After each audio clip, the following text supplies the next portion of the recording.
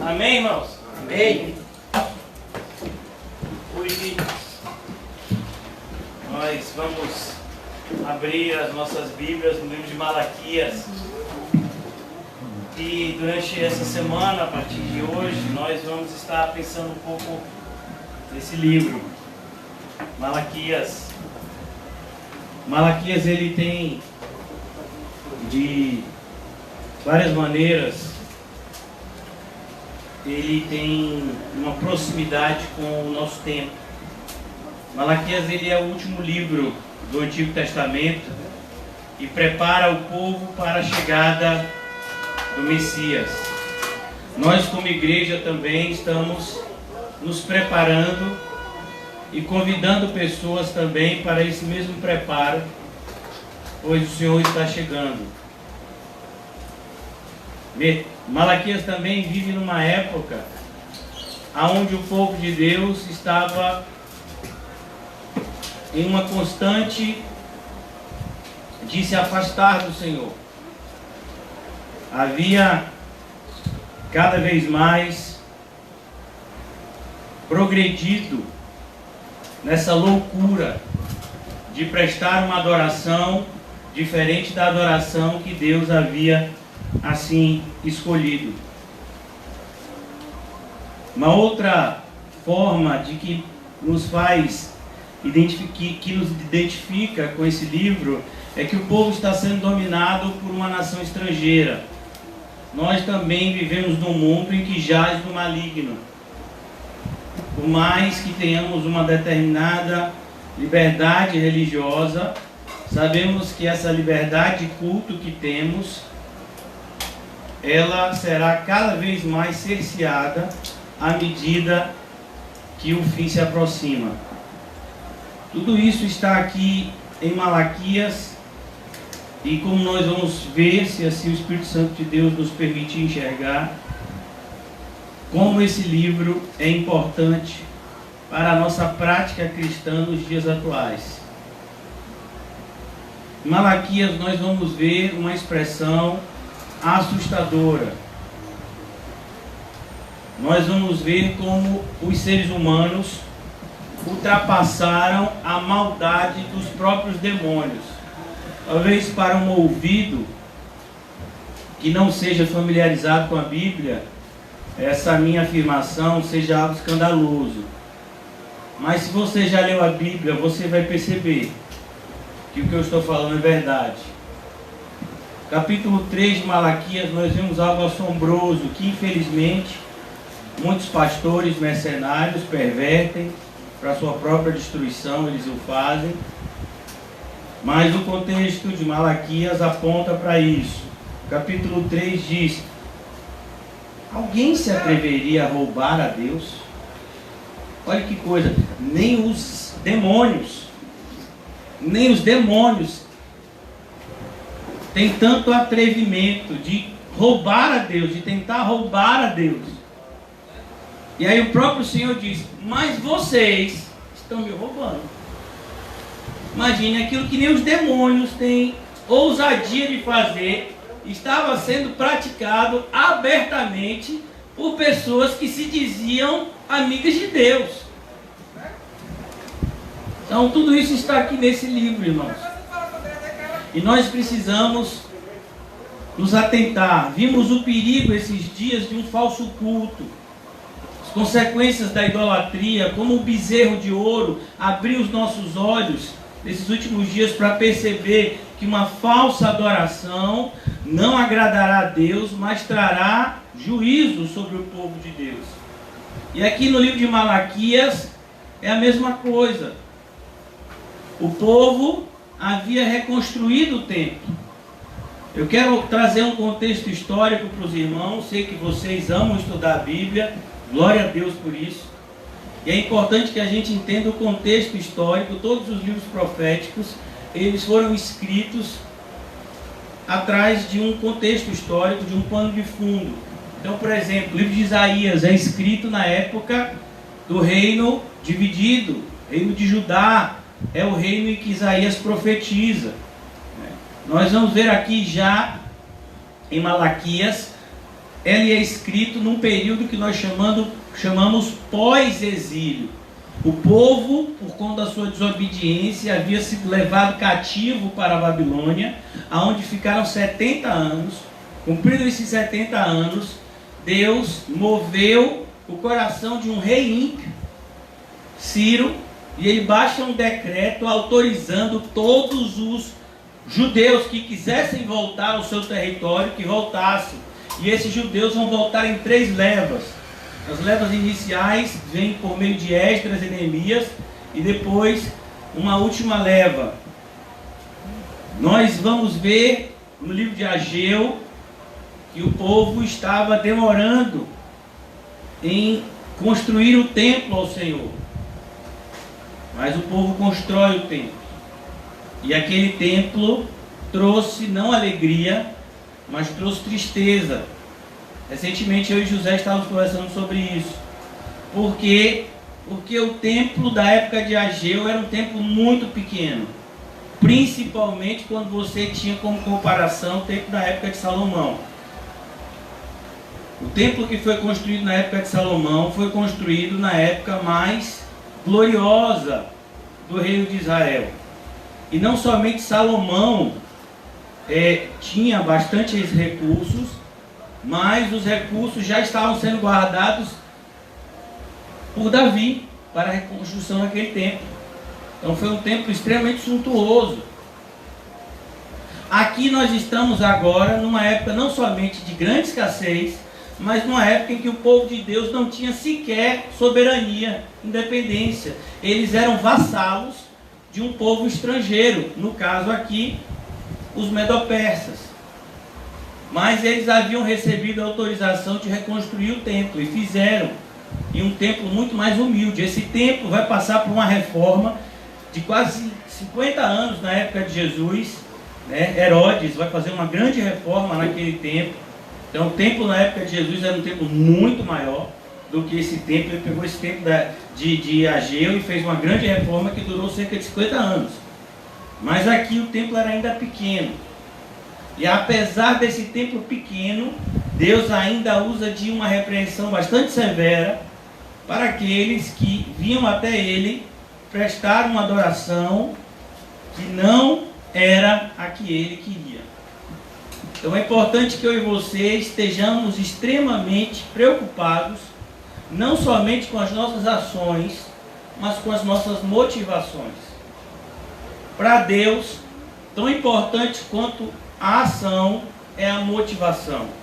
O Senhor Jesus colocou da seguinte forma: você vai trazer uma oferta ao Senhor, mas sabe que o seu irmão tem alguma coisa contra você?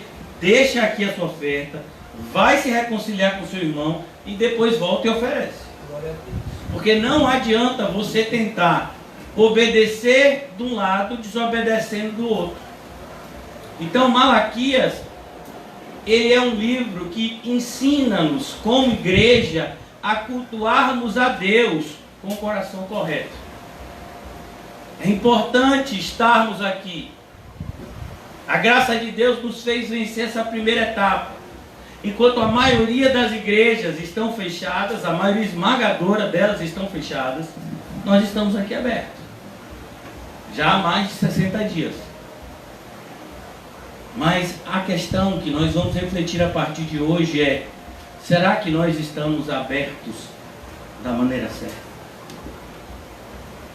E se nós estamos da maneira certa, é importante que nós nos acertemos mais ainda. Uma das grandes evidências de alguém que é santo é um desejo de ser ainda mais santo. Uma das grandes evidências de alguém que foi limpo é um desejo de ser ainda mais limpo. E qual é a evidência de quem é sujo?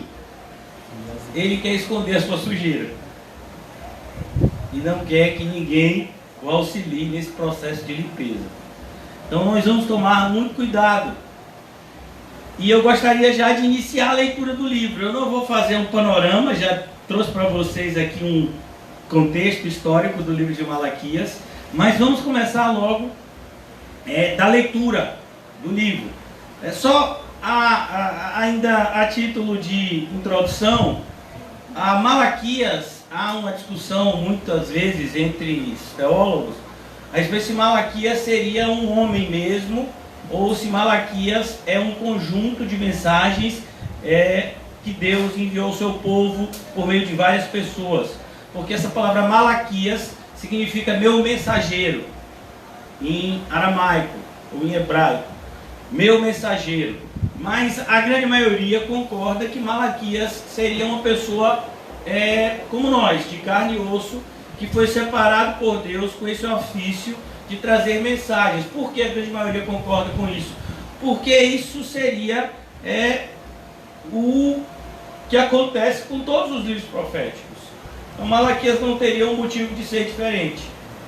Todos os livros proféticos, eles foram escritos por pessoas, por homens, como eu e você, seres humanos, que foram separados por Deus com o propósito de trazer uma mensagem ao povo que fosse relevante a eles no momento em que eles estavam vivendo.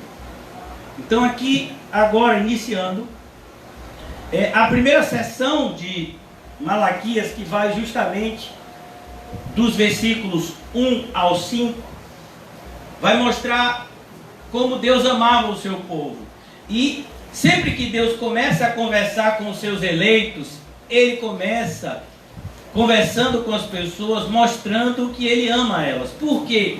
Porque a maioria de nós aqui acha que Deus ou acha ou já achou, e muitas vezes ainda continua achando, mas não fala para ninguém porque fica com medo de ser mal interpretado, que Deus não está tratando a gente bem.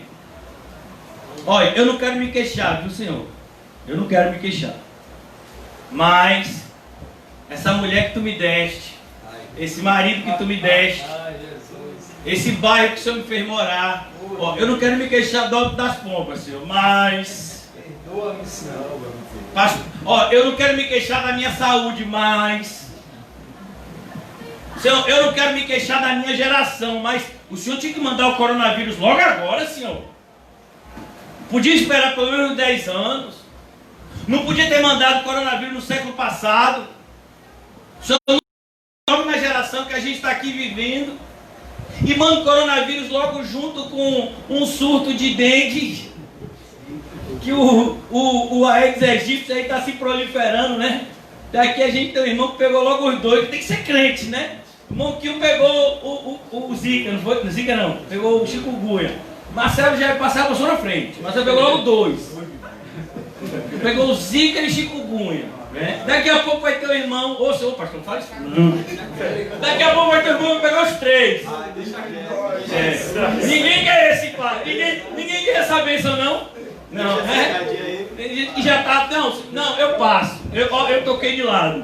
Essa bênção.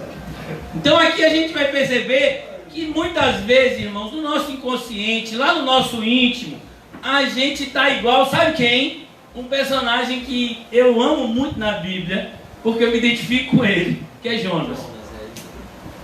Sabe, Jonas, ele teve coragem de falar o que muito crente sente, mas não fala.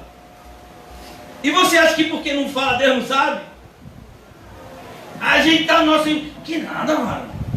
Ó, Deus, eu vou fazer uma coisa pro Senhor, Deus. Eu sei que o Senhor faz tudo certinho, mas, olha, sinceramente, pai. Olha, ainda chama de pai. Então aqui, Deus começa o livro de Malaquias, o povo, só vou fazer uma lista. O povo estava sendo dominado por uma nação estrangeira já, há muito tempo. Porque eles tinham sido dominados primeiramente pelos babilônicos. Se lembra? Os babilônicos destruíram o templo, Jerusalém, a cidade toda. Os babilônicos reinaram durante um tempo, mas depois os babilônicos, eles mesmos foram dominados por um outro povo mais forte, chamados medo-persas. E aí, esses medo-persas que dominaram os babilônios, estavam dominando agora de novo Judá. Então, eles estão sendo seguidamente dominados por nações estrangeiras. Eles estão sem sua soberania, eles estão sem dinheiro, passando sérios problemas, né, materiais, e eles estão muitas vezes se sentindo humilhados, porque Porque o templo suntuoso que eles tanto se vangloriavam, agora era um templo pequenininho, michuruca. Então eles estão lá. Rapaz, se o nosso Deus é o que criou tudo, como está escrito lá em Gênesis, ele criou tudo, ele fez tudo, nós somos o povo de Abraão aqui, e a gente está vivendo dessa forma humilhante. Porque às vezes a gente não reconhece que uma das maiores formas de Deus nos abençoar é nos humilhando. Alguém quer essa bênção? Receba. Humilhai-vos diante da potente mão do Senhor, para que ao seu tempo Ele vos exalte. Porque Deus, Ele concede graça aos humildes, mas Ele resiste ao soberbo. Uma das maiores demonstrações da graça de Deus é quando Ele nos humilha. E a gente reconhece que de fato nós somos totalmente dependentes dele. E quando isso acontece, nós estamos abençoados. Pois quem é dependente de Deus é abençoado. Não vai ser abençoado, já é abençoado. Como é que começa o Sermão do Monte? Alguém pode me lembrar? Bem-aventurados são os humildes, os humilhados em espírito, porque destes é o reino dos céus. Então às vezes a gente não compreende esse amor de Deus, porque a gente está acostumado com o amor hipócrita que o mundo fornece. O amor de Deus é diferente. Para a gente compreender o amor de Deus, a gente tem que ler a Bíblia, e principalmente a gente tem que conhecer a Cristo. Cristo é amor. Ele não tem amor, Ele é amor. Pastor, onde é que está isso? Na Bíblia. 1 João diz que Deus e Cristo é o quê? Deus. Então isso é lógico. Então aqui, começando o livro de Malaquias, amém? Amém. Sentença pronunciada pelo Senhor. Irmão, deixa eu lhe dizer uma coisa. Toda vez que Deus fala alguma coisa, é uma sentença. Às vezes a gente se engana achando que as promessas de Deus, elas têm apenas um contexto positivo. Não, Deus tem promessas que têm uma conotação negativa para alguns. Por exemplo, todo aquele que crê, for batizado, será salvo. Amém? Ô, promessa maravilhosa. E quem não crê? Isso é maravilhoso? É. Para quem está condenado, pode ser que não seja. Mas para a gente é maravilhoso, porque Deus é glorificado tanto na salvação quanto na condenação. A palavra de Deus, ela demonstra toda a glória que o nosso Senhor possui. E ela glorifica Ele ainda mais. Sentença pronunciada pelo Senhor contra Israel. Irmãos, o juízo começa por onde? Pela casa de Deus. Pela casa de Deus. E quando fala pela casa de Deus, eu quero que seja bem claro para vocês, casa de Deus não tem nada a ver com igreja evangélica. Casa de Deus tem a ver com crente regenerado. Tem a ver com aquelas pessoas que efetivamente têm um compromisso sincero com Deus. O fato de você usar uma camisa, o fato de você ter uma carteira de alguma coisa, não significa que você é aquilo. Eu posso comprar uma carteira de policial, R$10 na rodoviária. Eu sou policial? Não. Eu posso fazer um monte, sabe? Eu posso comprar uma máscara de determinada figura pública. Eu sou essa pessoa. No carnaval as pessoas faziam muito isso, né? Fabricavam máscaras de determinadas figuras públicas. Então, não adianta você dizer, eu sou evangélico. Você é o quê? Deixa eu ver que você é. Deixa eu ver. Então, aqui ele diz contra Israel. Por que contra, irmãos? Porque Deus, Ele se preocupa com o seu povo. Nada é tão perigoso quanto um pouquinho de fermento. Porque leveda toda a massa. Nós temos orado e vamos continuar orando pelo nosso pequeno Dylan. E ele tem um tumor. E os médicos já estão planejando, já estão estudando o caso dele. Foi até onde eu soube. Se alguém tiver uma informação mais nova e quiser me corrigir, fique à vontade. Mas até onde eu soube, eles estão se organizando para fazer uma cirurgia para remoção do tumor. Não é isso mesmo? Então, Deus é a mesma coisa. Se tem alguma coisa de ruim na igreja, Deus não vai deixar. Deus vai ajudar a gente. Se tem alguma coisa de ruim em você e em mim, Deus não vai deixar lá. Deus vai tirar. Mas vai doer, claro que vai doer. Mas é para o nosso bem. Então aqui ele diz: eu vos tenho amado. Olha que coisa. Eu amo vocês. Deus, eu vou dizer uma coisa. O Senhor está dizendo que me ama, né? Mas Senhor, como é que o Senhor me ama, Senhor? E faz isso comigo. Como é que o Senhor faz isso comigo, Senhor? Eu peguei essa enfermidade. Eu estou cheio de problema aqui. Eu tenho R$1, Senhor, na carteira. Que amor é esse, Senhor? Que amor é esse que minha vida emocional está em cacos? Que amor é esse, Senhor? Que o Senhor que pode tudo faz com que eu viva uma vida tão limitada que a gente não entende o amor de Deus. A gente acha que o amor de Deus é o amor dos pais culpados em relação aos seus filhos.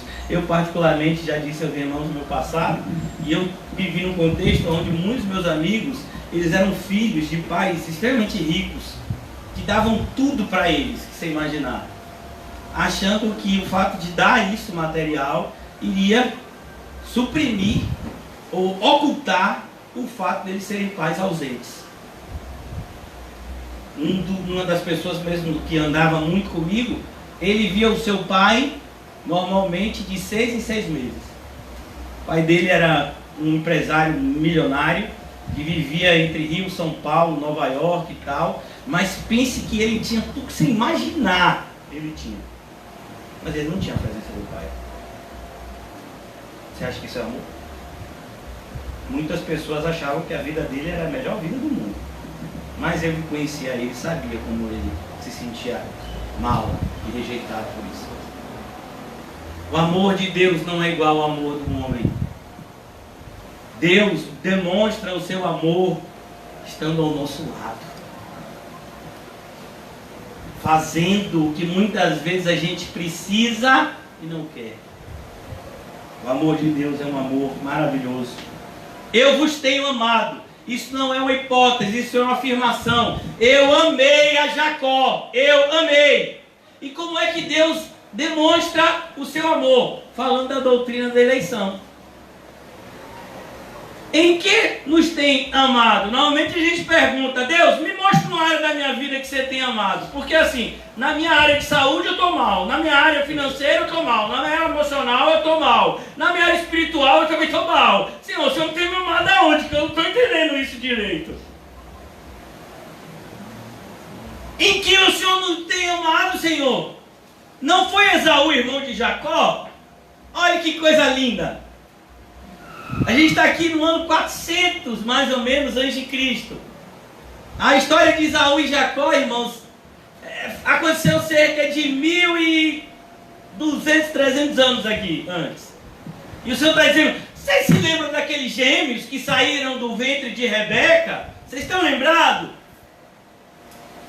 Eu amei a Jacó, porém eu aborreci Esaú. E a gente até falou sobre isso recentemente, que esse aborrecer é odiar. Aí você olha para a vida de Jacó. Como é a vida de Jacó? Rejeitado pelo pai. Já começa aí. Que o predileto de Isaac, quem era? Esaú. Jacó, não tinha esse negócio de muita namorada não. Ninguém queria nada com Jacó, viu? Jacó não tinha muita, né? O que o mundo deseja. Então Jacó ficava lá com a mãe, aquela conversa. E Esaú, toda mulher que ele batia o olho, ele casava. Gostei de você, a mulher gostava dele, ele veio lá e casava. Casou com um bocado. E Jacó Jacó, meu filho, gostou de uma. E para casar com aquela mulher, ele tem que trabalhar 14 anos. Você já imaginou, meu filho? Calma, você trabalha quantos anos para casar com Rita, irmão? Marcelo tem que trabalhar quantos anos para casar aqui com Cláudio? Rapaz, o bichinho trabalhou 14 anos, meu filho. E o sogro dele, meu... rapaz, ali é um sogro. Você está reclamando do seu sogro, sua sogra? Vai estudar a vida de Labão, vai. Tem muita gente que vai sair aqui, oh Deus, obrigado, pai, eu reclamo mais. Senhor. Então aqui ele vai aqui e passa uma vida de dureza. E aí você fala, Jacó sofreu, bichinho. Aí ele se encontra com Deus, o que é que Deus faz com ele? Aleja. Aí então, agora ele já sofreu o suficiente. Aí Jacó vai e tem 12 filhos, meu filho. 12 filhos. Mas tem gente que não está querendo ter um. O bicho teve 12 filhos. E aí tem o filho que ele mais amava, o xodó dele. Os irmãos tramam a morte. E ele perde. Ele tem essa sensação de ter perdido o filho que ele mais amava. E ele viveu com essa dor durante anos. Já imaginou isso? E aí quando ele está na velhice dele, assim, não, agora eu já sofri demais. Deus enviou uma seca para o mundo. Oi? Rapaz, Deus, que negócio é esse, Deus? Você amou Jacó, Deus, você tem certeza? Imagine, Jacó já tinha sofrido tanto, bichinho. Já tinha mais de 100 anos. Já com os cabelos tudo branquinho. E ainda, meu filho, veio os gados dele tudo morrendo. Por quê? Porque não tinha pasto. E Deus enviou seca para o mundo inteiro. Os filhos de Jacó tiveram que ir aonde? Bater lá na porta do Egito para pegar comida, senão morria. Isso tudo foi o que Jacó passou. E Deus disse o quê? Eu amei. Quem que é esse amor? Ô pastor, vou analisar. E amanhã eu dou uma resposta. Porque esse amor aí, ó, até a caixa de som está reprovando. Ai, Jesus. Esse amor aí que nada. O camarada velhinho ainda perdeu tudo. Que nada, mano. Que amor é esse aí de Deus? Pois é, e Deus está dizendo que amor é Jacó. Você quer que Deus ame você assim? Jacó está no céu. Esaú está não. E a vida de Esaú? Tudo que ele batia o olho, tudo que ele fazia dava certo. Quando Jacó ofereceu uns presentes para Esaú, Esaú ainda desprezou. Não precisa disso não, pai, tenho muito. Sabe por quê? Porque a fortuna de Isaac, a fortuna de Abraão, que passou para Isaac, ficou com quem? Com Jacó? Não, meu filho, ficou com Esaú. Jacó teve que começar do zero. Esaú era milionário, tinha tudo quanto é mulher que ele queria, gado, exército, tinha tudo. Imagina. Mas Deus disse, eu rejeitei A Esaú. a Esaú. Fala. Você quer ser amado ou rejeitado por Deus? Se você quiser ser amado por Deus, meu filho, o negócio vai estreitar ao seu lado. Né? Amém. Estreita, Senhor. Porém eu aborrecia Esaú. Tem gente que diz, ô Senhor, você aborrece de mim, vai. Se for para ser como Esaú, aborrece logo, pai, está demorando por quê? Está demorando por quê, Senhor? Me abençoa, igual o Senhor abençoou Esaú. Esse cabozinho aqui. Vê se dá um mau contato. Então ele diz assim: e fiz dos seus montes uma assolação, e dei a sua herança aos chacais do deserto.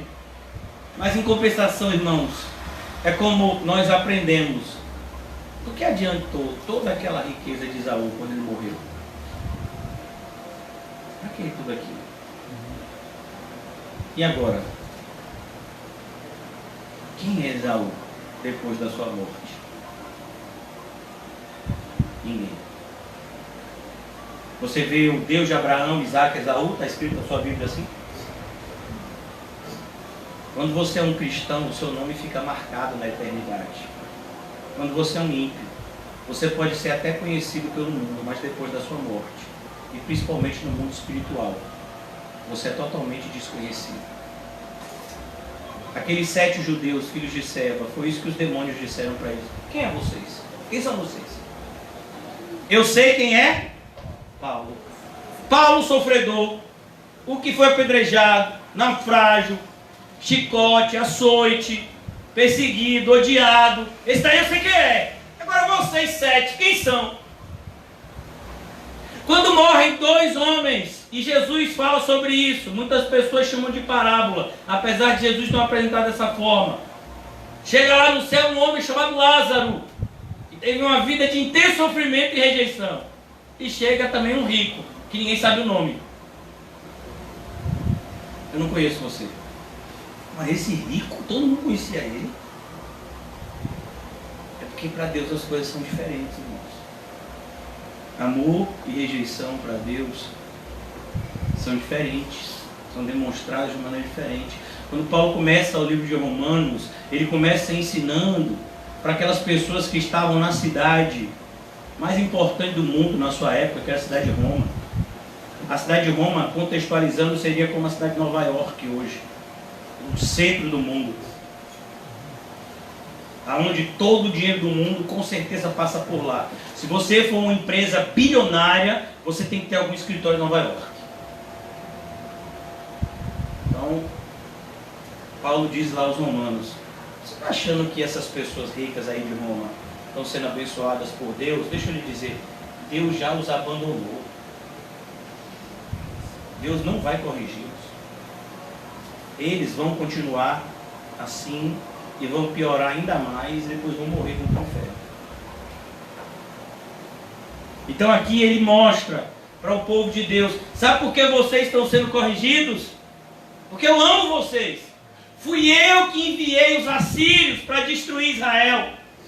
Fui eu que enviei os babilônicos para destruir Judá. Fui eu que fiz com que Ciro assinasse um decreto para vocês retornarem. Sou eu que estou no governo de todo o mundo e estou fazendo isso para a santificação do meu povo. E a santificação do meu povo redundará em glória para mim. É isso que Deus ensina. Então aqui ele diz, versículo 4: se Edom diz, fomos destruídos. Os edomitas, irmãos, eles eram os descendentes de quem? De Esaú. Edom sempre faz referência a Esaú. Então ele diz, se Edom diz, fomos destruídos, porém tornaremos a edificar as ruínas. Não é assim que os ímpios fazem? A gente foi destruído. Vocês se lembram que Jericó foi destruída na época de Josué? E como é que Jericó estava em pé na época de Jesus? Porque é assim que os ímpios fazem. Os ímpios não aprendem. Por mais que Deus envie juízo, eles se tornarão ainda mais rebeldes. Você vai ver isso no livro do Apocalipse. Quando Deus está enviando os seus juízos, os ímpios ainda blasfemam ainda mais para Deus. Aqui ele vai dizer, se Edom diz, fomos destruídos, porém tornaremos a edificar das ruínas, então diz o Senhor dos Exércitos. Por que essa expressão Senhor dos Exércitos, que vai aparecer diversas vezes aqui em Malaquias?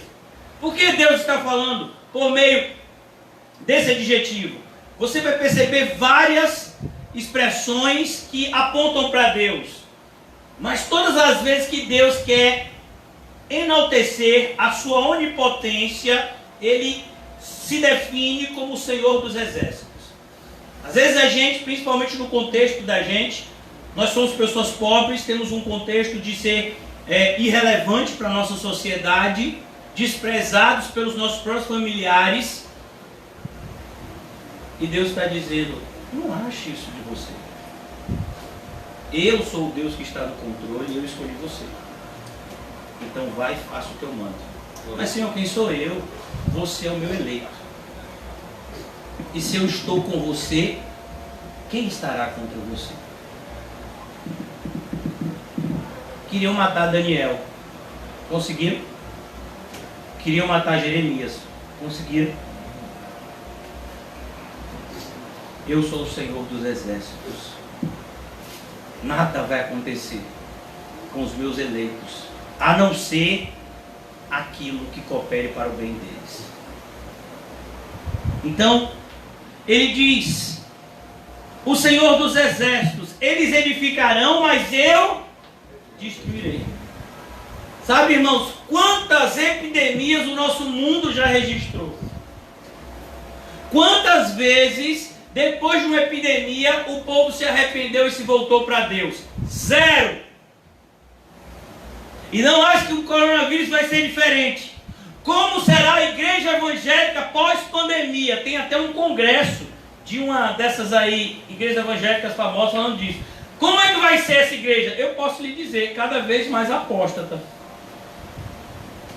E eu nem preciso ter doutorado em teologia e nem estar pagando para assistir esse congresso. Paulo já tinha me dito isso. Antes do anticristo ascender, haverá a grande apostasia. Ninguém pode apostatar se não estiver dentro da igreja. Só pode dar as costas para Deus quem esteve de frente para Deus em algum momento. Como é que vai ser a igreja pós-pandemia? Cada vez mais apóstata. O povo que já não tinha compromisso nenhum, depois que as igrejas fecharam, agora que não vai ter compromisso mesmo. Olha o exemplo que os pastores deram. Estamos todos com medo. E o povo vai seguir o quê? O mesmo exemplo. Mas Deus tem os seus eleitos. Como vai ser a vida dos eleitos pós-pandemia? Cada vez mais estreita. Até a volta de Jesus. Então, quanto mais o povo vê a mão de Deus disciplinando e trazendo juízo sobre a criação, mais eles se rebelam. E diz: e Edom será chamado terra de perversidade e povo contra quem o Senhor está irado para sempre. Você percebeu que está tudo ligado aí? Porque esse nome aqui, essa tradução, é uma expressão em hebraico. Povo que o Senhor está irado para sempre. Sabe o que é isso, irmão? Cuidado, irmãos, porque o cálice da ira de Deus está sendo enchido. Cada dia a humanidade coloca mais uma gota. E vai ter um momento em que Deus não vai mais tolerar o que a humanidade tem feito com o mundo que Deus criou para a sua glória. Mas o pecado trouxe sobre ele maldição.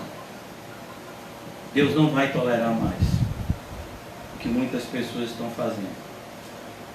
Cuidado. Deus está irado para sempre. Essa expressão devia trazer temor àqueles que algum dia estiveram na igreja e hoje não estão mais. Nós vimos isso ontem em Hebreus capítulo 10. Já não resta mais sacrifício para aqueles que uma vez conheceram ao Senhor e rejeitaram a sua disciplina. Versículo 5: os vossos olhos o verão, e vós direis: grande é o Senhor, também fora dos limites de Israel. Aqui, irmãos, antes mesmo de Jesus vir ao mundo, nós já vemos aqui uma prefiguração antecipada de como o Evangelho iria alcançar o mundo inteiro. Olha que coisa! O Senhor também será grande fora dos limites de Israel. Olha nós aqui no Brasil, fora dos limites de Israel, sendo abençoado por esse texto que o Senhor usou, Malaquias, para escrever. Então, irmãos, já caminhando aqui para a nossa conclusão, o Senhor nos exorta, e a exortação começa por onde? Pela liderança. A exortação começa por aqueles que têm mais responsabilidade. Você quer fazer a obra de Deus? Maravilha! Fazer a obra de Deus vai te dar tanta alegria que vai ter momentos que você não vai conseguir se controlar. Mas essa mesma alegria vem acompanhada com uma grande responsabilidade. Maravilhoso fazer a obra do Senhor. É maravilhoso ser participante do Espírito Santo. Pois Deus jamais fará sua obra sem antes encher a pessoa que ele usa do seu Santo Espírito. É maravilhoso. Mas ao mesmo tempo isso nos traz uma grande responsabilidade, pois nós vamos ter que dar conta. Quantos talentos você recebeu? 5, 2, 1. Você vai ter que dar conta. E aqui ele diz: o filho honra o seu pai, e o servo ao seu senhor. Isso é uma afirmação. Na sua Bíblia está assim: o filho honra o seu pai, o servo honra o seu senhor, ponto. Amém? Isso é uma afirmação. O filho honra o seu pai, o servo honra o seu senhor. Deveria ser assim. Deveria ser assim. Nós deveríamos ouvir isso e praticar, sem questionar. Nós deveríamos ouvir isso e não medir esforços para cumprir isso. Mas é o que acontece? Não. E então Deus parte para a confrontação direta com esse povo. Você diz que eu sou o pai de vocês. A gente já estudou aqui recentemente como Jesus, ele faz a mesma coisa com os fariseus da sua época, lá em João capítulo 8. O princípio é o mesmo. O mesmo princípio que nós estamos lendo aqui em Malaquias capítulo 1, é o princípio da discussão acirrada de Jesus e os fariseus. Eles se diziam discípulos de Moisés, eles se diziam filhos de Abraão, eles se diziam filhos de Deus, e Jesus faz assim com a mãozinha, ó, vocês não. E aqui Deus está fazendo a mesma coisa com aqueles que deveriam liderar o povo a uma adoração sincera, a uma adoração pura, a uma adoração cada vez mais em espírito e em verdade, mas eles estavam levando o povo numa direção contrária. Em vez de levarem o povo a glorificar a Deus, estavam levando o povo a glorificarem a si mesmos. Em vez de levarem o povo a se humilhar diante de Deus, estavam levando o povo a se ensoberbecer. É isso que o falso evangelho faz. Dá um valor enorme ao que o homem faz e diminui aquilo que Deus fez e faz. Eu sou o pai. Se eu sou o pai, onde está a minha honra? Deus está, chegando para aqueles sacerdotes ali e está dizendo para ele: vocês estão dizendo que vocês me adoram, né? Cadê minha honra? Jesus chegou lá para o Sinédrio. Vocês estão dizendo que vocês tomam conta aqui do templo, né? Não é vocês que tomam conta do templo? E vocês estão deixando essa pouca vergonha aqui, das pessoas vendendo animais aqui dentro, cocô de animal aqui dentro. Esse lugar aqui é santo. Era para ser separado para o povo orar a Deus e buscar a Ele, como está escrito lá em 2 Crônicas 7,14. Se o meu povo que se chama pelo meu nome se humilhar e orar, me buscar, eu ouvirei dos céus. Aqui esse lugar é preparado para isso, e vocês estão usando esse lugar para ser depósito de fezes de animal. E você acha que Jesus expulsou os animais lá? Abriu as gaiolas, expulsou as mesas, virou as mesas dos cambistas. Isso aqui não é um mercado popular, isso é um templo. Aqueles homens deveriam estar tomando conta para que aquele lugar se mantivesse cada vez mais santo. Mas eles estavam preocupados muito mais em ganharem dinheiro com Deus do que agradar a Deus. Assim é os evangélicos de hoje. Eles querem que Deus facilite a vida deles. Sabe por que eu vou para a igreja? Porque eu quero ser abençoado. Eu tenho alguns projetos aí, e eu quero que Deus abençoe. Eu estou passando por umas dificuldades, eu quero que Deus melhore minha vida. Então eu vou para a igreja. Não venha se o seu motivo for esse. Se eu sou o pai, onde está a minha honra? Por que vocês me desprezam? Sabe, a gente vai ver isso também em 1 Samuel, capítulo 2. Eli, você está honrando mais seus filhos do que a mim, Eli. Você, Eli, já devia ter expulsado seus filhos do templo. E você está honrando esses filhos de Belial. mais do que a minha ali. Tem gente na igreja que defende mais o falso crente do que o crente verdadeiro. Assustador. Cadê a honra com Deus? Se eu sou o Senhor, ó, se eu sou o Senhor, a palavra Senhor aqui, não sei se vocês prestaram atenção, está em minúsculo. A ideia Senhor aqui é a ideia de chefe. É a ideia daquele que está à frente. Eu sou o Senhor de vocês, eu sou o chefe, eu sou o cabeça, né? Então por que vocês não me respeitam? É como se, eu não sei como é que as coisas funcionam, mas por exemplo, no trabalho de Paulinho, a gente já conversou algumas vezes, tem uma figura chamada o encarregado, não é assim? O encarregado seria uma espécie de gerente, o supervisor. Então ele dá ordens e ele fiscaliza se as pessoas estão cumprindo aquilo que ele mesmo também recebeu ordem, não é isso? Então, ele está dizendo, eu sou o superintendente, a ideia aqui é essa. Por isso que se você prestar atenção, Senhor aqui não está com letra maiúscula. Está dizendo, se eu sou o superintendente de vocês, se de fato sou eu que mando na casa de Deus, por que vocês não estão me respeitando? É como se alguém dissesse assim, vamos imaginar que aqui fosse uma loja, vamos imaginar que você está lá em sua casa, e aí você contrata um pintor. Aqui a gente tem um monte de pintor bom, né? Mas vamos imaginar que você contrata um pintor. E aí você diz assim, olha, eu gostaria que você pintasse a casa de azul. E aí quando você chega lá na sua casa, você foi trabalhar, de noite você chegou em casa, está toda pintada de rosa. Aí você diz, rapaz, mas eu falei para você pintar de azul, a gente não concordou. Eu te contratei para pintar a casa de azul. Ah, mas eu acho que rosa fica mais legal. Cadê? Meu filho, eu contratei você. A ideia de Senhor aqui é justamente a ideia daquele que está à frente. A ideia de patrão aqui. Por isso que o Senhor está com S minúsculo. E se eu sou o Senhor de vocês, cadê o respeito? Respeito é no sentido de respeitar as ordens. Como em 1 Coríntios, o Senhor diz, a minha casa tem que ter ordem e decência. Os crentes perderam completamente isso. Não tem respeito na casa de Deus. Como deve ser feito? Como a Bíblia diz que a gente deve fazer determinadas coisas? Ah, eu não vou levar em consideração o que a Bíblia diz, né? E você vai levar em consideração o quê? Não tem respeito.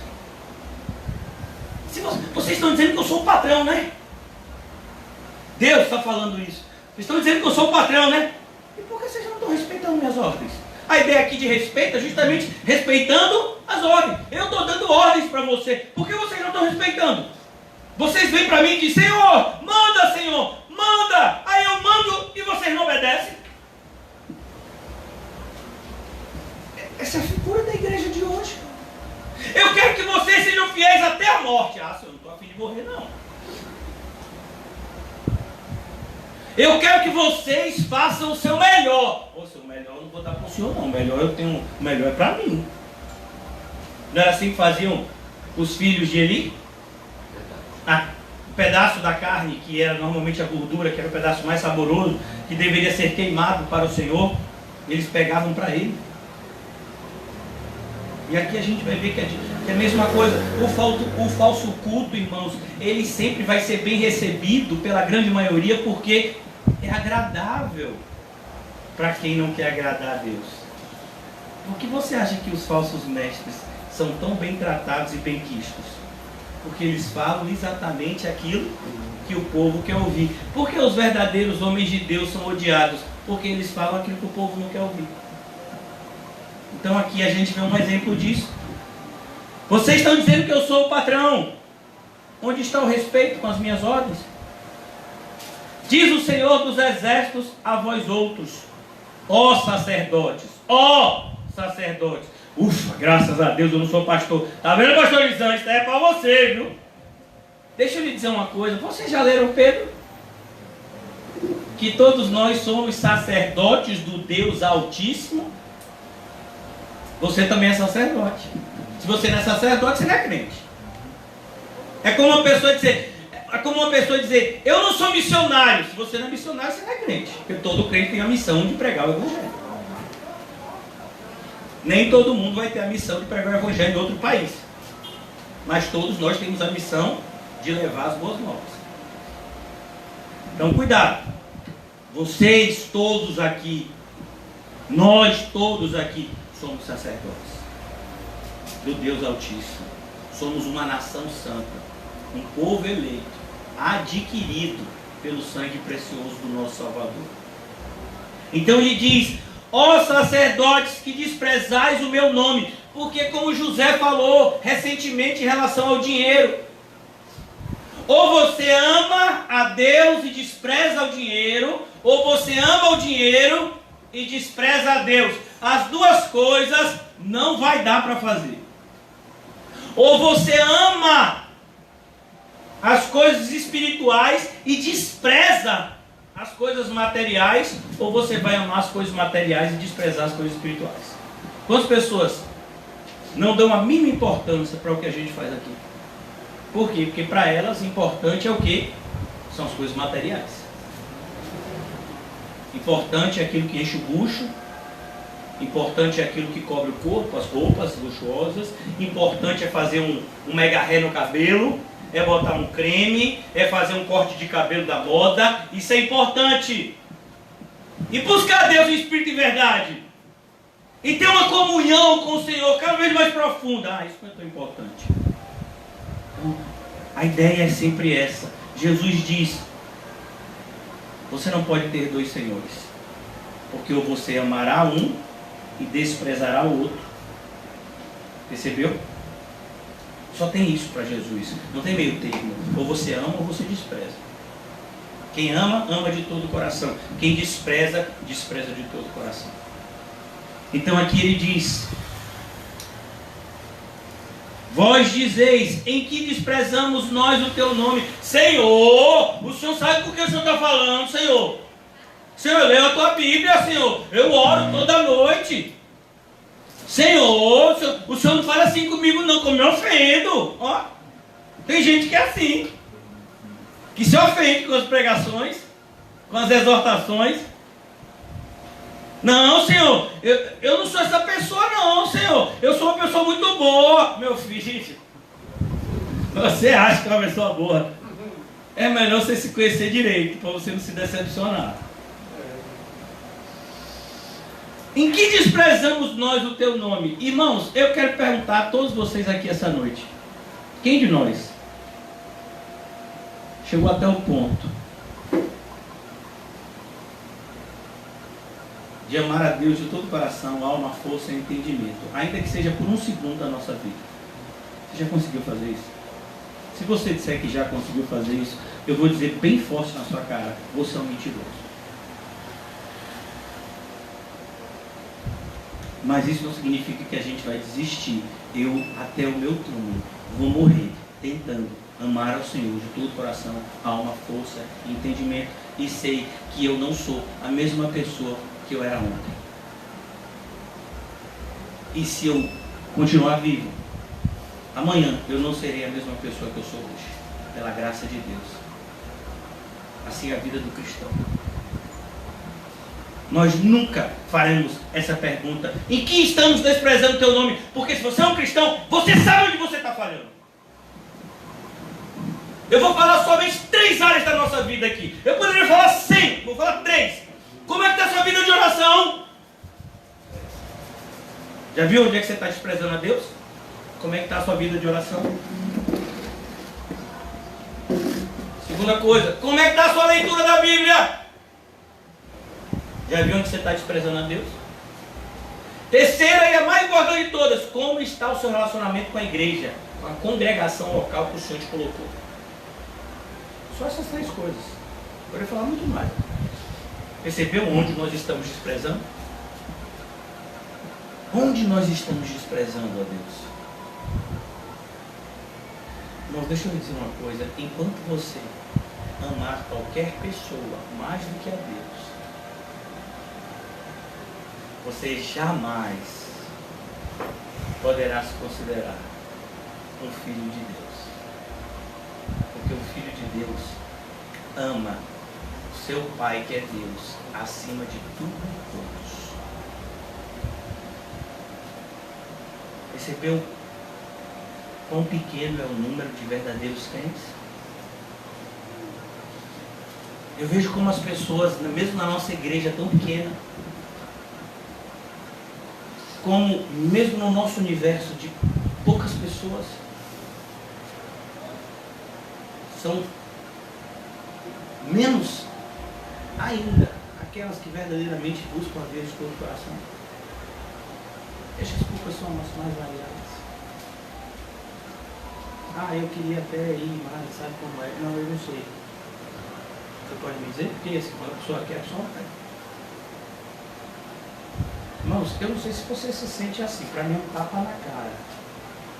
Quando você liga o jornal, eu estou até falando com o irmão hoje, né? O professor da salinha das crianças hoje foi o irmão Marcelo. Na verdade, foi o professor que foi supervisor, porque as crianças ficaram fazendo limpeza e fazendo decoração na salinha. Né? Mês passado foi o José, não foi, filho? E para mim é um tapa. Aí eu estava falando para o irmão Marcelo que eu não fico assistindo noticiário toda hora, mas assim, eu me preocupo em separar 5 a 10 minutos por dia para ouvir as notícias, até para poder, eu como pastor, tá ajudando os irmãos naquilo que for necessário. Então assim, naquilo, às vezes eu não tenho televisão, na minha casa não tem canal aberto, nunca teve, então assim, mas eu vejo pela internet as reportagens, algumas.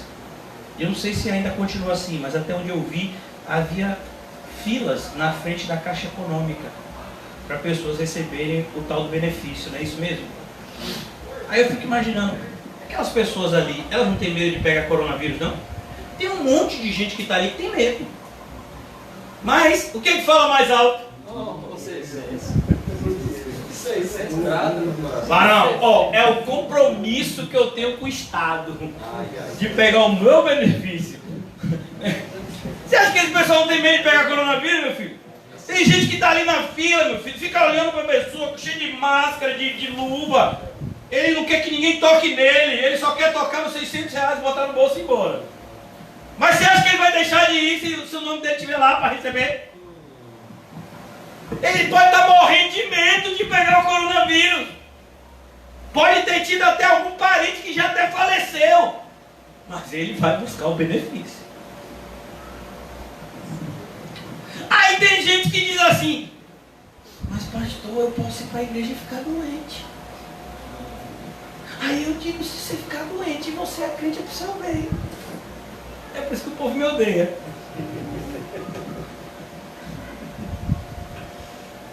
Irmãos, não brinque com Deus. Amém. Sabe? Não brinque.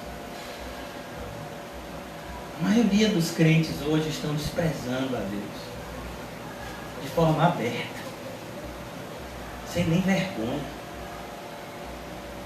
Os temas tratados na maioria das igrejas hoje são temas completamente antropocêntricos. Me perdoe até a palavra difícil, eu não gosto de falar a palavra difícil, mas essa palavra antropocentrismo dá a ideia de que quem está no centro do universo é o homem. Na maioria das igrejas é isso que está acontecendo. Quem está no centro da igreja é o homem. Os pastores, eles vão produzir sermões que agradem as pessoas, sermões que possam gerar algum tipo de sentimento bom no coração do ímpio. Agora veja, pastor, o senhor não quer agradar as pessoas, não? Eu não, meu filho, quero agradar a Deus. E quando você está vendo com a pessoa, pastor, está assim em pecado, o senhor não quer que ela se sinta bem? Uma pessoa que tem pecado com Deus se sentir bem. Você está maluco? Não, irmão, você é crente, está vendo uma pessoa em aberto pecado, você diz, meu filho, tome cuidado, viu? Porque uma hora você vai ter que prestar conta disso. Você lembra que a gente falou ontem da fatura do cartão? Uma hora ela chega, viu? Esquece isso. Chega! Tem uns cartão que diz assim, você tem 40 dias para pagar. Não caia nesse engano, meu filho, porque vai chegar. Vamos imaginar uma criança de 14 anos recebendo um cartão de crédito na mão. Ah, pai, você aqui comprei, você aqui comprei, você aqui comprei. Ah, é tão bom ter cartão porque a gente compra o que a gente quer e não paga. E como não paga? Está repreendido, Jesus. Aí chega a fatura.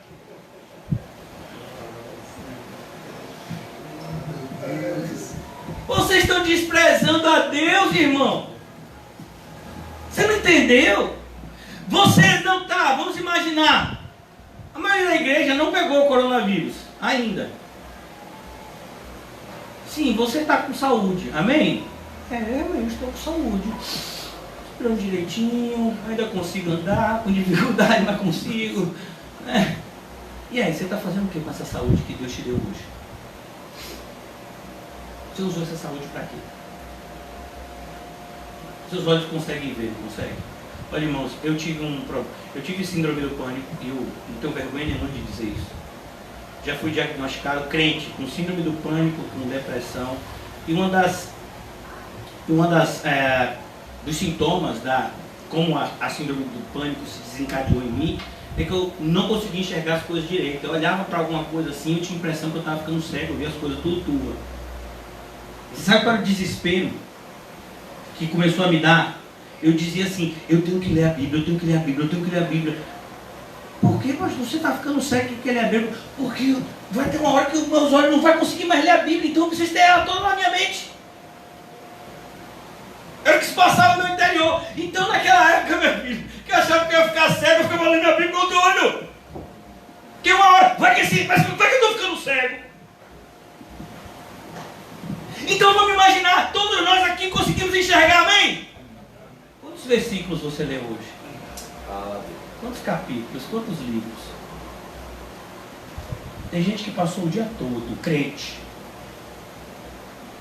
no canal da Globo News ou da Globo, vendo fulano morreu não sei aonde, na Europa aconteceu isso, não sei o que. Ou tem gente que ficou assistindo séries na Netflix. E Bíblia? Bíblia o que, rapaz?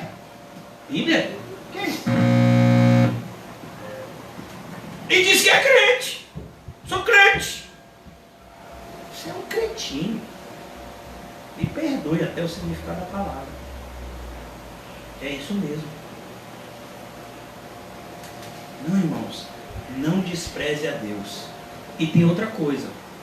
Eu já falei isso ontem, falei isso algumas vezes essa semana. E já tenho dito isso. Se eu tivesse medo de cara feia, e se eu ficasse decepcionado com cada vez que as pessoas falam mal de mim por trás, meu filho, eu já tinha abandonado o ministério. Mas cada vez que eu sou perseguido, falam mal de mim injustamente, eu fico triste temporariamente, mas depois eu sinto um vigor, que eu digo, rapaz, o negócio é esse. É por aí mesmo. É para falar, se eu estou falando a verdade, é para o povo que está na mentira ficar indignado mesmo comigo. O senhor não quer nada com Deus. E se eu quero alguma coisa com Deus, é para a pessoa entender que entre eu e ela há o quê? Uma separação enorme. Você quer andar com Deus? Eu quero. Ah, eu não estou querendo andar com Deus desse jeito. Então a gente não vai andar junto. 1 Coríntios capítulo 5 diz, aqueles que dizendo-se irmão, dizendo-se irmão, agir como ímpio, o que você faz? Nem com mais. Pastor, você não vai visitar fulano que está desviado? Eu? Não, meu filho, eu vou visitar, são as pessoas que nunca ouviram o Evangelho e que muitas vezes estão desejosos de ouvir. E Deus vai me enviar ou enviar você a eles. E eles vão crer e vão ser salvos.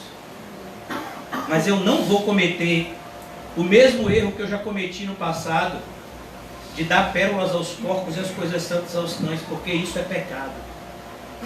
A Bíblia diz, não deis pérolas aos porcos e nem as coisas santas aos cães. O verbo é estado imperativo. Dar pérolas aos porcos e as coisas santas aos cães é tão pecado quanto matar. A Bíblia diz, não matareis. Não diz isso. Não mate. Também diz, não dê pérolas aos porcos. Se você não mata, mas dá pérolas aos porcos, você está o quê? Pecando. Você entende isso? Não, a gente não entende porque o nosso amor é cor de rosa. Só sou o seu. O meu amor é cor de sangue. Eu sei quem me ama. Jesus Cristo. Ele me ama. Ele está dizendo aqui que me ama. Então, concluindo já, irmãos. Ofereceis no meu altar pão imundo. Ah, pastor, isso significa que eles pegavam o pão, arrastavam no chão e traziam pão sujo? Não, eles traziam pão limpinho, meu filho. Mas o que fazia aquele pão estar imundo? A mão.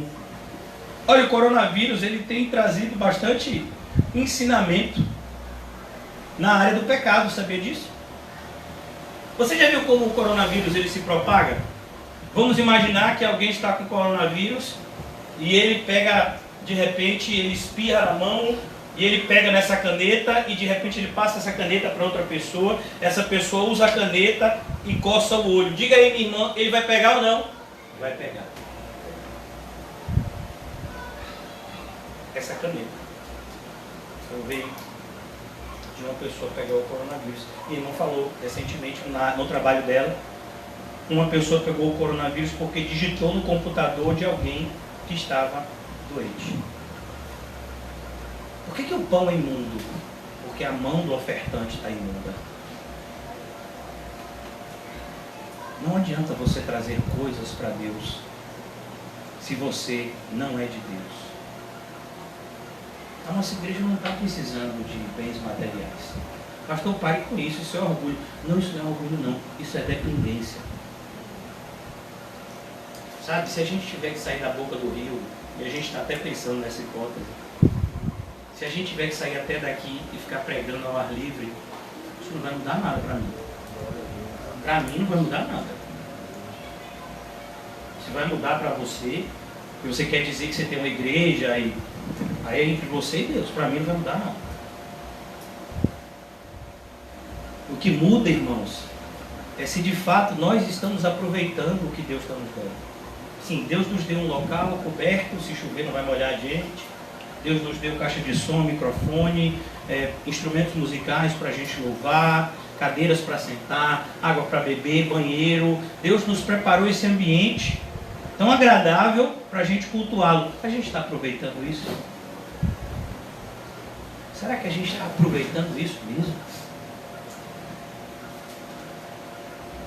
Eu quero te dizer que a principal oferta não é aquilo que você coloca naquela caixinha ali, que se chama gasofilácio, não. A principal oferta é você.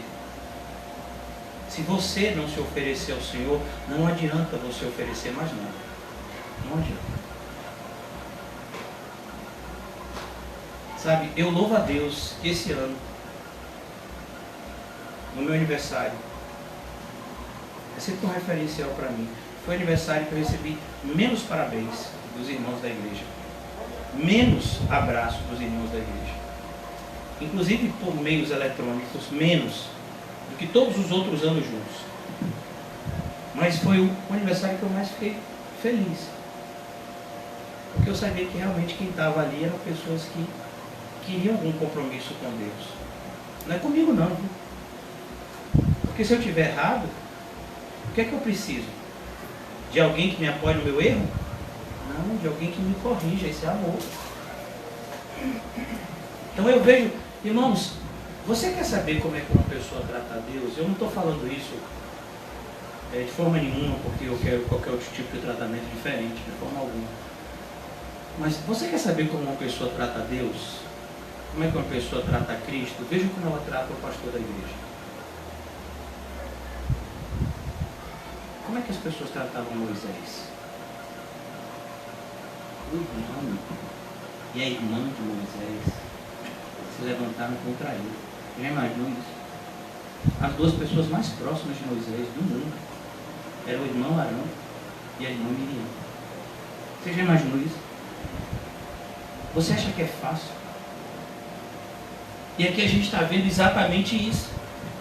As pessoas vêm para a igreja e acham que estão ofertando alguma coisa a Deus. Algumas pessoas já disseram, eu já fiz tanto para a igreja, mas o pastor não valoriza. Ô meu filho, você fala alguma coisa para valorizar, então você está fazendo tudo errado. O que você tem que fazer tem que ser para quem? Para Deus.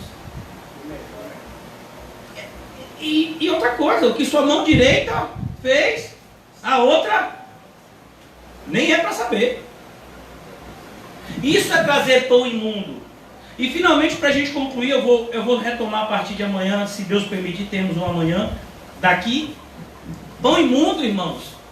O maior exemplo do que é pão imundo foi o que Ananias e Safira trouxeram. Você quer saber o que é pão imundo? É aquilo dali.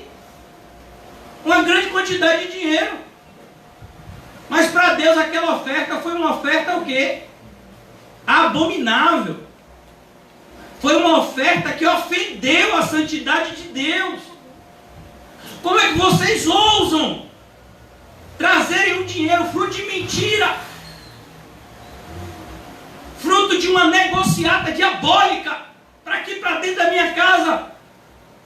Vocês acham que eu não sou suficientemente poderoso para manter a minha casa com o dinheiro santo? Percebeu, irmão? Como é difícil ser crente? Mas eu posso te garantir, vale a pena. Ninguém, preste bastante atenção no que eu vou dizer agora, ninguém conhecerá o significado da palavra felicidade até começar a adorar a Deus da maneira certa. Eu nunca conheci uma pessoa que serviu ao Senhor de todo o coração infeliz. Eu nunca conheci.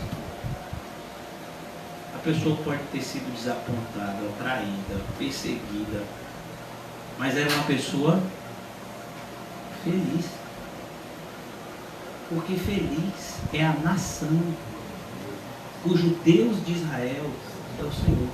Nós somos essa nação, então sairemos daqui e permaneceremos felizes, independentemente do que nos aconteça, acréscimos ou perdas,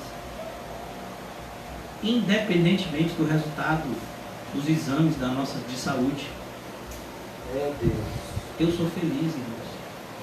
Como diz o hino, eu sou feliz Com Jesus. com Jesus. Eu sou feliz comigo. Independente do que as pessoas falam de você. Às vezes eu já tive diante de vários irmãos que vieram para mim indignados. Ah, pastor, o senhor não sabe o que estão falando de mim. É mesmo.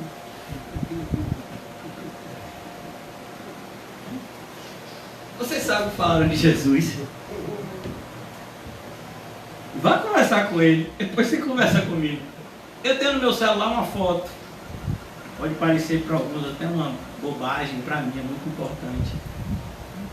Eu sei que aquela foto não é de Jesus, até porque Jim Caviezel, nem sei se o nome dele se pronuncia assim, né? O ator que fez A Paixão de Cristo, ele não é Jesus, tem nada a ver com Jesus. E Mel Gibson não é um cristão verdadeiro, eu sei disso também. Mas tem uma foto que foi feita, né, no intervalo das gravações, que Mel Gibson, que é o diretor do filme, está dando orientações para o ator, que é Jim Caviezel. Então eles estão sentados numa cadeira, um do lado do outro.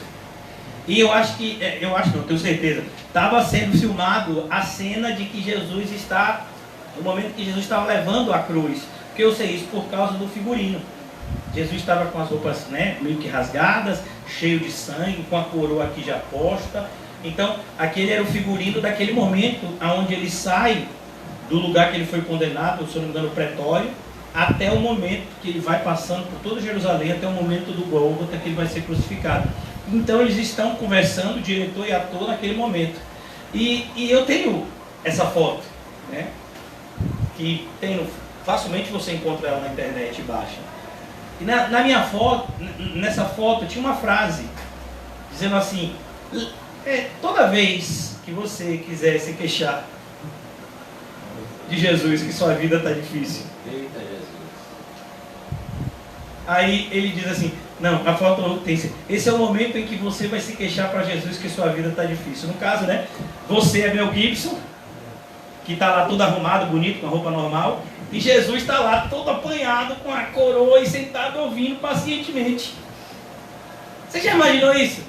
Jesus. Você se queixando para Jesus. Jesus, você não sabe como foi difícil meu dia. Olha! Meu Deus, hoje foi tão difícil. Hoje eu comi feijão, de novo, eu não aguento mais. Meu Deus, foi tão difícil, o pão não estava quentinho, estava frio. Como é que pode uma pessoa viver feliz com pão frio? Deus, eu estou com as dores aqui no joelho, eu estou com as dores aqui na coluna. Oh, meu Deus, me veio dor de cabeça com aquele pastor estava pregando. Imagine, você se queixando para Jesus. Ah, Deus, não sabe? Eu estou numa preocupação que o meu dinheiro está acabando. Se esse coronavírus não acabar logo, meu dinheiro vai acabar. Oh, meu Deus, vai ser um perrengue. Você se queixando para Jesus disso. Imagine você se queixando para Jesus. Ah, Deus, estou me desamparado, eu estou me sentindo sozinho. Meu filho. Você está reclamando de se sentir sozinho para aquele que disse Eli, Eli, lama sabachthani, é isso mesmo? Deus meu, por que me desamparaste? Deixa eu dizer uma coisa. Eu estou dizendo para mim em primeiro lugar, né? Seu mau caráter sou eu. Você está dizendo que está se sentindo sozinho. Você está sozinho porque você quer, porque Jesus está o tempo todo lá com a mão dele estendida para você. Venha até mim, quem está cansado e sobrecarregado. Se você não foi para ele é porque o seu orgulho ainda não deixou. Agora Jesus, esse sim, foi abandonado pelo Pai por causa do nosso pecado. Oh Deus, minha vida emocional está em frangalhos. E aí, se todos os seus amigos lhe traíssem, o que você faria? Não foi um não, meu filho, foi todos. Quando prenderam Jesus, não ficou um. Pedro estava valente enquanto estava com a peixeira na mão. Quando Jesus mandou Pedro largar a peixeira, junto com a peixeira caiu a coragem também, que ele abriu o gás. E aí? Todos os seus... Você imagina, meu filho, na ceia, todo mundo cheio de coragem. Se Jesus, o que der para o Senhor, deu para mim. Olha, Pedro disse, se o Senhor tiver que morrer, eu também morro. E todos os outros disseram a mesma coisa. E foi isso mesmo, irmão. Quando prenderam Jesus lá no Getsemane, ficou quem? Quem já assistiu a Paixão de Cristo vê a carreira que aqueles homens deram. Que se você cronometrasse o tempo, meu filho, que ia ter de recorde mundial de corrida. Todos os meus amigos me abandonaram. E aí, você está achando que sua vida está difícil? Ah, não. Sabe por que não está? Porque aquele que amou a Jacó ama você também, seu miserável. E graças a Deus ele te ama, apesar de toda a sua maldade. Obrigado, Deus. E ele está tirando de você essa maldade que não te levará a lugar nenhum no seu inferno. Deixa ele tirar essa maldade de você, irmão. Para de ficar se debatendo. Você já viu criancinha quando vai tirar sangue? Ah, eu não quero, tá parecendo a gente. Oh, Jesus. Minhas filhas até hoje, elas às vezes quando vão tirar sangue, pedem para botar aquela borboletinha. Pai, segura a mão, viu pai? A enfermeira, auxiliar de enfermagem diz, ô pai, segura o braço, viu pai? Porque agora eu vou enfiar a agulha, viu pai? Aí a criança fica, aquelas crianças que gritam, que esperneia. Acho que foi ano passado, ano retrasado, levei minhas filhas para tomar vacina. Estava dando vacina numa desses postos de vacinação, tinha um deles que era no shopping Itaigara. Aí eu levei minhas filhas para tomar vacina lá. Meu filho, rapaz, o que tinha de criança fazendo escândalo. E a vacina ainda era pequenininha, rapaz. Era uma agulhinha que ele vai dar bem rapidinho assim.